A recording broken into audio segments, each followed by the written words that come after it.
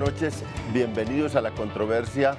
Estamos en Canal Capital, transmitiendo en directo un debate sobre los temas del país, sobre un tema hoy, claro, el cambio de gabinete del presidente Santos por la caída de las encuestas, por la crisis que vive el gobierno, y al final también, claro, nos tenemos que hablar del tema del día, la posición del presidente Santos sobre el fallo que le dio una porción del mar a Nicaragua y que ahora tiene una palabra o una frase del presidente Santos. Ese fallo no es aplicable y por eso hay una nueva actitud del gobierno colombiano. De eso hablaremos al final. Tenemos 4 invitados especiales porque tienen posiciones diversas sobre el gobierno y sobre los hechos del gobierno que vamos a hablar. Jorge Enrique Robledo, senador del Polo Democrático. Muchas gracias, Jorge Enrique. León, por su invitación, y a sus televidentes mis saludos, gracias. Horacio Serpa, del Partido Liberal, que ahora vuelve a las lides políticas a encabezar la lista del Partido Liberal para la campaña que se viene a Congreso. Muchas gracias, doctor Horacio Serpa. Gracias, León. Un saludo a todos los televidentes. Ricardo Galán, que dirige ahora un portal muy exitoso, La Libreta de Apuntes, y que pues ha tenido desempeño en el periodismo y en el gobierno y que hoy nos acompaña. Gracias, Ricardo. Gracias a usted, León, por la invitación. Buenas noches a los compañeros y a los televidentes. Guillermo Rivera, parlamentario, representante de la Cámara del Partido Liberal desde Putumayo a la capital, y ahora también creo que va a aspirar a Senado y que va a estar en la campaña dura de Senado ahora. Muchas gracias, Guillermo, por acompañarnos. Buenas noches, León, y a los televidentes también un cordial saludo. Y como siempre tenemos para empezar, una especie de contexto y de debate que nos ubica en el primer tema, en el tema que vamos a debatir.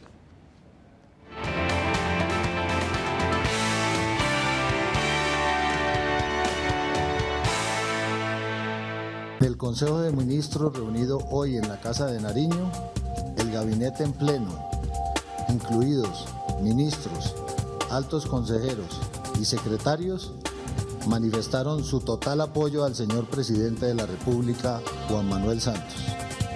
Hoy quiero anunciar al país la nueva conformación del gabinete ministerial, un gabinete de unidad para la paz. El pasado 2 de septiembre, en un comunicado de prensa, la Presidencia de la República presentó la renuncia protocolaria del gabinete ministerial del presidente Juan Manuel Santos, que le permitió hacer los cambios que consideró convenientes para encarar esta última etapa de su periodo presidencial. Quiero darles las gracias, las más sentidas gracias y agradecimientos a los ministros salientes que le han prestado un gran servicio al país. La crisis ministerial que se desató tiene como sus fuentes principales el malestar social generado hace varios meses con el paro cafetero, al que le siguió la protesta de campesinos del Catatumbo y que se hizo más grande y fuerte con el actual paro nacional agrario.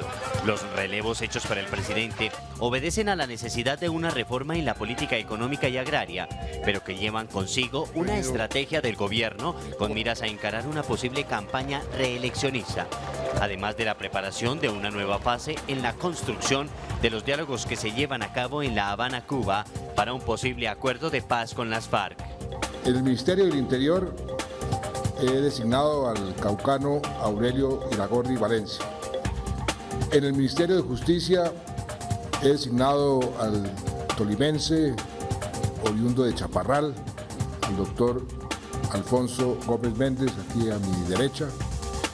He designado como ministro de Agricultura al vallecaucano Rubén Darío Lizarralde. En el Ministerio de Minas y Energía he designado al guajiro Amílcar Acosta. He designado en el Ministerio de Ambiente y Desarrollo Sostenible a la santanderiana Luz Helena Sarmiento. En el Departamento Nacional de Planeación he designado a la barranquillera Tatiana Orozco. En la Secretaría General de la Presidencia he designado a María Lorena Gutiérrez. Han sido ratificados en sus cargos la ministra de Relaciones Exteriores, María Ángela Holguín, el ministro de Defensa, Juan Carlos Pinzón, el ministro de Hacienda, Mauricio Cárdenas, el ministro de Comercio, Industria y Turismo, Sergio Díaz Granados, el ministro de Trabajo, Rafael Pardo, la ministra de Educación, María Fernanda Campo, el ministro de Salud y Protección Social, Alejandro Gaviria, la ministra de Transporte, Cecilia Álvarez Correa, el ministro de las TICs, Diego Molano, la ministra de Cultura, Mariana Garcés, el ministro de Vivienda, Luis Felipe Henao. ¿Logrará este revolcón del presidente Juan Manuel Santos superar la crisis social que vive el país y rematar su último año de gobierno afianzando sus políticas, demostrando liderazgo, ejecución y credibilidad?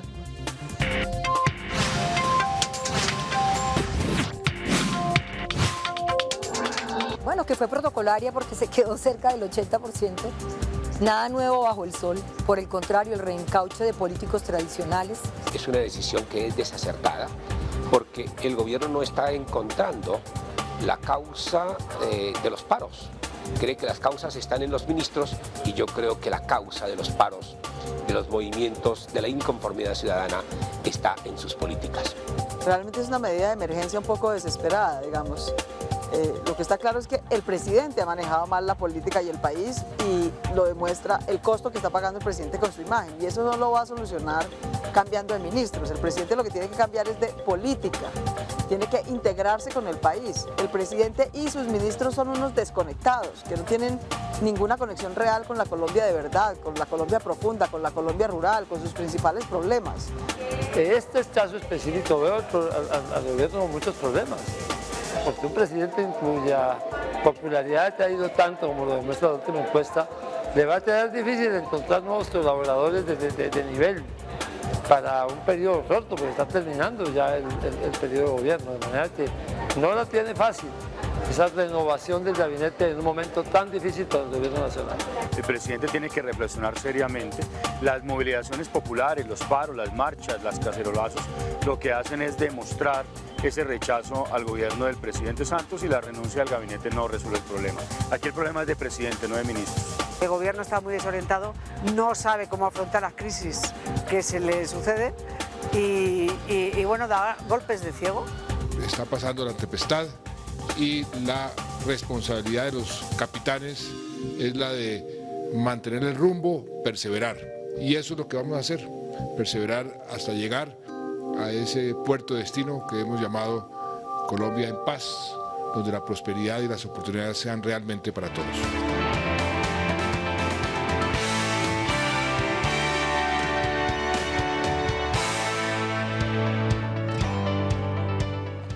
Bueno, estamos en la controversia y ya vimos este contexto que fue muy duro y muy crítico frente al presidente Santos. Le pegó también duro la encuesta al presidente y ha tomado estas decisiones ya varias.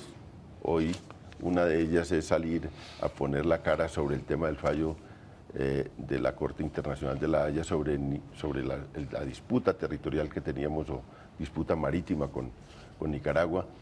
Pero vamos a empezar con el doctor Serpa porque a ver cómo le responde usted que está en la coalición de gobierno a todas estas críticas. Hola, León. No, la situación es compleja, difícil. Una brevísima observación, es que no le tomaron entrevistas sino a todos los enemigos de Santos. Eso veo, se ve que tiene bastantes. Lo que pasa es que tiene pocos amigos. Bastantes. No, hay bastantes. Pero claro, hay que reconocer que el momento es muy complejo. Pero en política realmente nunca se sabe. Me parece importante el cambio de gabinete. Bueno, ya lo he anunciado antes de que se conociera la encuesta. Conozco a algunos de los nuevos ministros, no conozco a todas y a todos. Me parece que Aurelio Iragorri en el Ministerio del Interior le da una característica muy especial a esa cartera que es tan compleja, tan difícil. Él es un hombre de provincia, conoce la política, sabe llegar a la gente y sabe llegar a todos los rincones del país. Eso me parece bastante acertado. Quiero decir que la actividad que cumplió el ministro Carrillo me pareció buena, pero claro, es una función de los presidentes cambiar sus alfiles. Alfonso Gómez, su nombramiento anuncia una política criminal. A mí me parece que lo que se echaba de menos por parte de los críticos también se concreta con las personas. Es un experto, es una persona que tiene una noción muy clara de lo que es el derecho penal y lo que tiene que ser la lucha contra la delincuencia y en general la administración de justicia. Amílcar es un experto también. Están diciendo, es que Amílcar Acosta dijo esto contra el presidente, dijo esto sobre tal actividad u opinión del gobierno. ¿Y por qué no pensamos que el doctor Santos lo trajo para que asuma unas posiciones diferentes? Claro, el propio presidente Santos, yo recuerdo que en una ocasión dijo, los que no cambian nunca de posición son los imbéciles. Bueno, pues él no es ningún caído del zarzo. Y de pronto está mandándole unos nuevos mensajes a Colombia que está cambiando. Todo esto que pasó indica que Colombia está cambiando. De manera tal que a mí me pareció apropiado lo de cambiar el gabinete y de poner para su último tramo de gobierno unas personas expertas que conocen muchas cosas y que con seguridad van a entenderse bastante con el país. Doctor Robledo, a usted sí no le gustó mucho, sobre todo el ministro de Agricultura, lo he visto durísimo contra el ministro de Agricultura. No, a ver, León, la situación es esta. Estos cambios de gabinete son juegos políticos, ¿no? O sea, el gobierno está muy desacreditado, entonces, bueno, a ver qué nos inventamos. Y entonces se inventan un cambio de gabinete que transmite una idea que es falsa, y es que van a cambiar las políticas. Y resulta que cambian los gabinetes es para mantener las mismas malas políticas. Ese es el juego. O sea, el doctor Santos es el que es y su programa es su programa y no lo va a modificar. Entonces todos quienes llegan allí son, digamos, músicos comunes y corrientes que llegan a tocar la partitura que les determina el presidente de la República y él es el que mueve la batuta. Entonces ahí no nos hagamos ninguna ilusión, no va a haber ningún cambio. Y si uno mira el caso del ministro de Agricultura, que usted lo menciona, pues digamos que es el caso clásico, ¿sí? De cómo, así como dicen los neoliberales, las crisis son una oportunidad. En este caso, una oportunidad para seguir haciendo lo que no se debería hacer, porque la situación es muy simple, León. Mire, en Colombia hay dos grandes debates agrarios hoy.